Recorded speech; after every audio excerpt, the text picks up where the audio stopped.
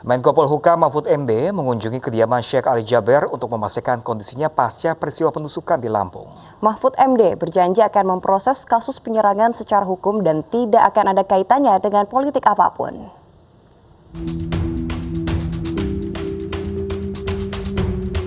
Dalam kunjungannya di kediaman Syekh Ali Jaber di kawasan Rawamangun, Jakarta Timur, Senin malam, Menko Polhukam lega melihat kondisi Syekh Ali Jaber yang sudah sehat.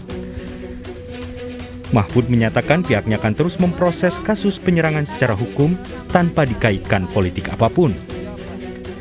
Pihaknya juga berjanji akan menyampaikan secara transparan kepada masyarakat proses hukum yang berjalan. Tadi ke sini itu dengan perasaan agak galau, jangan-jangan Syekh ini parah gitu ya. Ternyata daya tahan tubuh beliau luar biasa.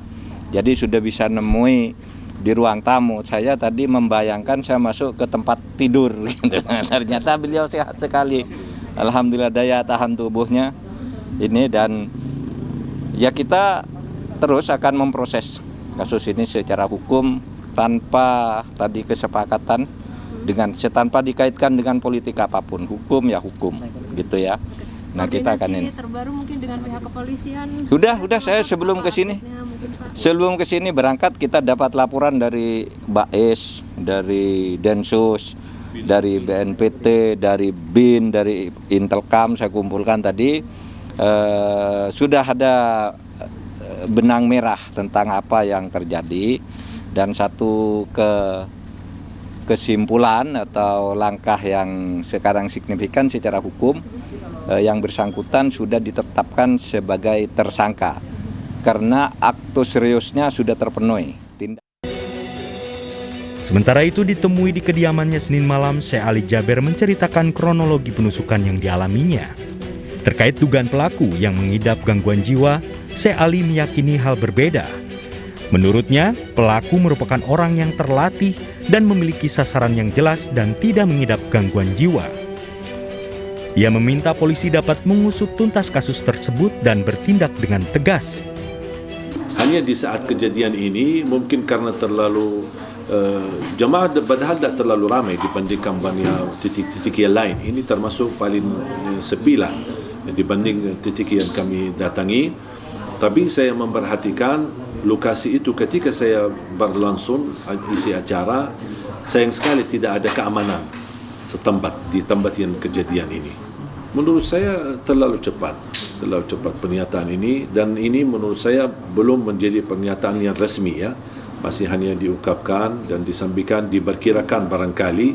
Tapi dalam kejadian peristiwa di hadapan saya meyakini dan memastikan orang yang saya hadapi bukan orang yang sembarangan, orang terlatih walaupun dia masih sangat muda, fisiknya begitu sangat kuat, tusukannya sangat tajam, berani, loncat, dan dia punya sasaran yang jelas, bahkan posisi sasarannya dia jelas. Tapi subhanallah, memang Allah takdirkan saya bisa selamat. Mungkin saya bisa selamat dari hal yang lebih buruk, tapi saya meyakini dan percaya orang yang saya hadapi itu bukan orang yang mengalami gangguan jiwa.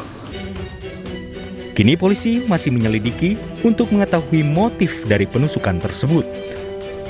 Tim Liputan iNews melaporkan.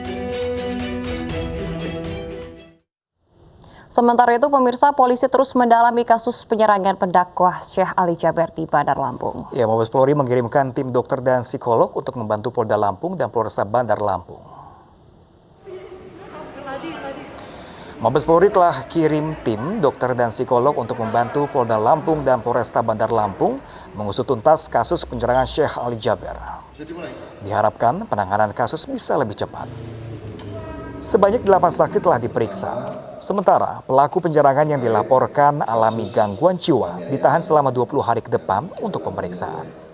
Syekh Ali Jaber bahwasanya tersangka AA sudah dilakukan penahanan sejak hari ini sampai dengan 20 hari ke depan. Kemudian yang bersangkutan juga dipersangkakan terkait dengan penganiayaan berat dan membawa senjata tajam tanpa hak sesuai pasal 351 ayat 2 dengan ancaman pidana penjara 5 tahun dan pasal 2 ayat 1 Undang-Undang Darurat nomor 12 tahun 1951 dengan ancaman pidana penjara 10 tahun. Kemudian yang keempat, ini salah satu keseriusan ya, salah satu keseriusan Mabes Polri dalam penanganan kasus ini telah mengirimkan tim dokter psikiater dari Pusdokes Mabes Polri untuk membackup Polda Lampung. Menteri Agama Fahrul Razi meminta kepolisian mengusut tuntas kasus penusukan Syekh Ali Jaber. Menteri Agama juga mendesak polisi mengungkap motif di balik penyerangan. Tidak boleh melakukan hal seperti itu, apalagi ulama. Ulama itu kan wakilnya Nabi di muka bumi ini. Ya mestinya kita taat sama beliau, apa yang mereka sampaikan jadi bekal buat kita semua. Apapun alasan itu luar biasa, tidak boleh terulang. Tapi mudah-mudahan polisi bisa segera mengungkap apa motivasi di balik itu, dan mudah-mudahan tidak akan terulang lagi ke depan nanti. Dalam kejadian ini apakah ada pengetatan Pak pada saat ada pelaksanaan dakwah? Itu bukan bidang kita kan? Itu kan bidangnya polisi ya. Tapi kita menghimbau supaya segera bisa terungkap ya. Kita ke informasi penanganan kasus Joko Chandra. Pemirsa, penyidik Kejaksaan Agung kembali memeriksa terpidana Joko Chandra untuk keempat kalinya. Ya, tidak hanya Joko Chandra, Jaksa Pinangki Sirna Malasari juga diperiksa sebagai saksi atas tersangka Andi Irfanjaya. Joko Chandra diperiksa selama 4 jam Senin siang dan Joko Chandra keluar tanpa berkomentar terkait pemeriksaannya.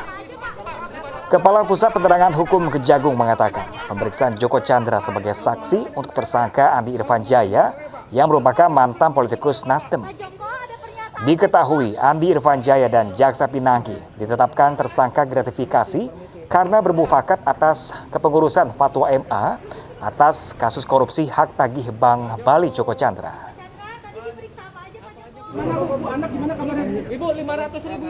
Selain Joko Chandra, penyidik Kejaksaan Agung juga memeriksa Jaksa Pinangki sebagai saksi atas tersangka Andi Irfanjaya dan juga sebagai tersangka untuk kasus suap kepengurusan fatwa MA. Diduga Jaksa Pinangki dan Andi Irfan menerima suap senilai $500.000 Amerika Serikat atau setara dengan 7,4 miliar rupiah atas kasus hak tagih Bank Bali yang menjerat Joko Chandra. Ya seperti yang udah ditahu lah ya kan, ada inisial kan yang ditanyakan. Iya. Gitu. Wah saya nggak tahu ya kan, inisial kan ditanyakan semua. Gitu. Tumben kalian nggak baik-baik. Hah? Termasuk DK nggak inisialnya? Termasuk DK ditanyakan. Lalu apakah dari hasil penyelidikan ini DK turut terlibat juga? Tidak ada indikasi? Tidak ada kearasannya, hanya ditanya soal DK ini kenal nggak? Lalu jawaban. Seorang oknum polisi di Surabaya, Jawa Timur mengamuk saat terjaring razia protokol kesehatan. Kami akan kembali usai jeda, tetaplah di iNews Pagi.